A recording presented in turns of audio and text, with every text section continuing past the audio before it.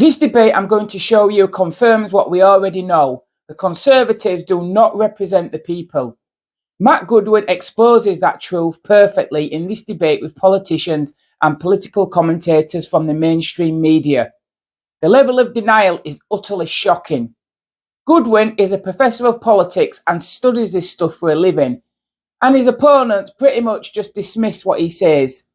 He says Suella Braverman represented a large section of the public, a section who want mass immigration slowed down and the destruction of British culture and customs halted.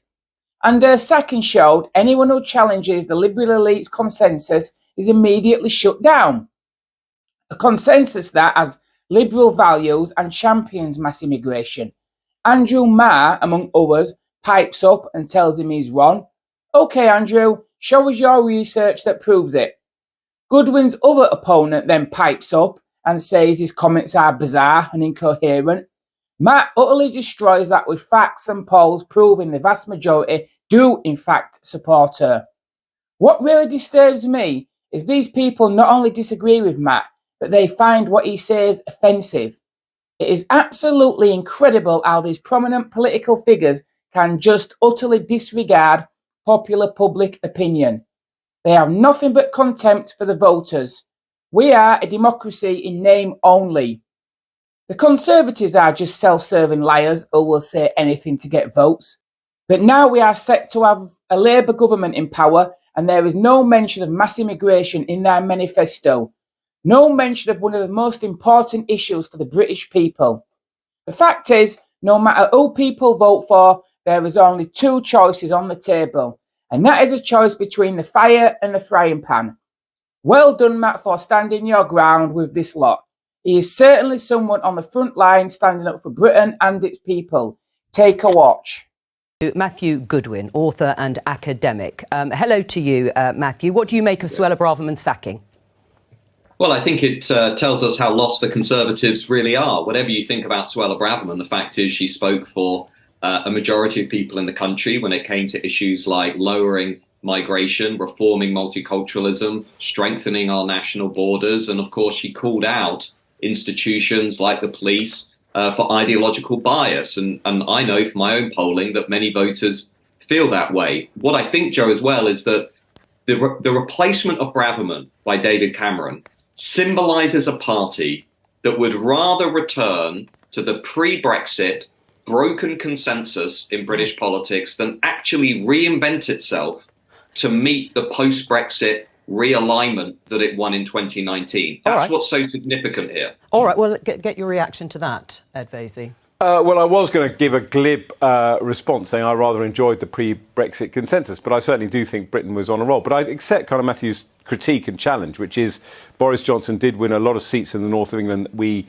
had never won before. The levelling up agenda was serious, and putting the concerns of those voters on the Tory agenda is an important element. So I think it's an acceptable challenge, but I don't think, Suella Braverman was sacked for the reason, it's a victory for woke. It's a victory for the Prime Minister's authority and not having a Home Secretary that calls out her own police force. Well, Matthew, and then I'll come to you, Andrew. Matthew? I didn't say this was a victory for the woke. What this is a victory for is the elite consensus in this country, which is basically taking down politicians and figures who challenge the consensus around large-scale migration, a broken political economy, a broken model of multiculturalism. I mean, Joe, there are going to be lots of voters out there today looking at this, looking at every figure who's challenged this consensus. Boris, gone. Liz Truss, gone. Suella Braverman, gone. A Prime Minister who, to be frank, doesn't have much of a democratic mandate out there in the country. And what I'm worried about, Joe, is we no longer seem capable of even entertaining a radical alternative to the status quo. But it's a slightly odd argument. First of all, it's a bit Nadine Dorries to say that, Liz Truss was taken out by the elite establishment. She was taken out because she took out the economy, and so the Tory party panicked and got rid of her. It's also slightly odd to say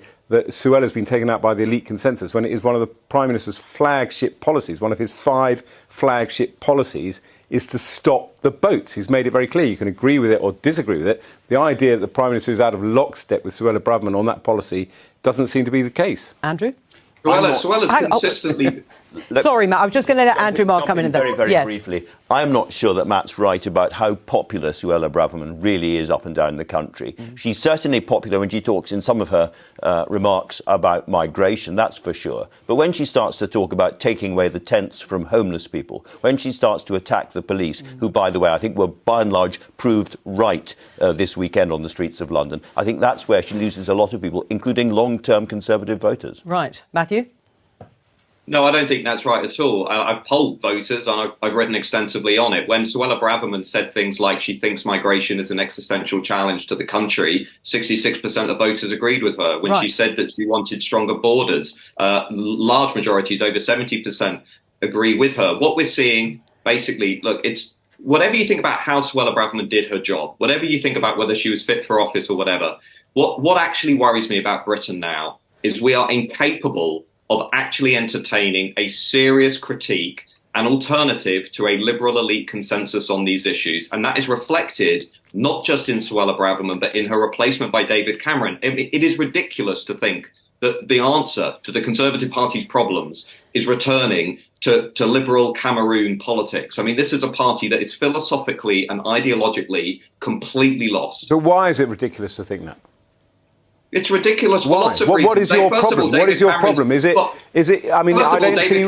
Do you want to end all? Do you want to end all? Hang on, Matthew. Let Ed put the question. You want to end all immigration? What is your particular issue that is broken about Britain that is so appalling to you? Well, first of all, I don't want to end all immigration. What do I think is broken with Britain? Lots of things. Under the Conservative Party, we're running net migration at 600,000 plus. We're importing cheap migrant workers to support a political economy. Suella Braverman has been the Home Secretary, hasn't she? Boris Johnson was the Prime Minister for 3 years when all that was happening. So listen, I think the Conservative Party, I think the last 13 years have been a disaster. I mean, it is this kind of weird thing where you put the people who win the referendum in charge, you put Boris in charge, and when things don't get right, this kind of shadowy liberal consensus is blamed for it. I mean, it's totally bizarre and inchoate argument. And then you get these... Well, I can actually... you get these people, you get these people who claim to be patriots attacking the police and the Cenotaph, 9 policemen injured at the Cenotaph, by people who claim to be standing up for Britain and hitting policemen so they can get to the Cenotaph to protect the Cenotaph. Hang on, Matthew. I couldn't agree more. You know, the Metropolitan Police Commissioner, elite consensus, really. Boris Johnson, elite consensus. Liz Truss, elite consensus. James Cleverly, Rishi Sunak, elite liberal consensus. I think not. Katie?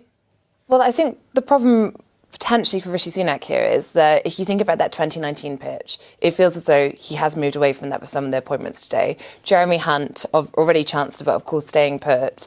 You combine that with David Cameron, it feels like we're going back to the Cameroon government. And I think for Rishi Sunak, it's potentially an admission of defeat, because about a month ago, he stood up on stage at his party conference and said he was going to be the change candidate, going against 30 years of consensus, decisions that taken by David Cameron and George Osborne. Like HS2. And David Cameron wasn't happy with it. So it feels at the very least there's a change of strategy coming from Rishi Sunak, and perhaps an admission that he doesn't think he can be the change candidate and he quite likes the past. Matthew?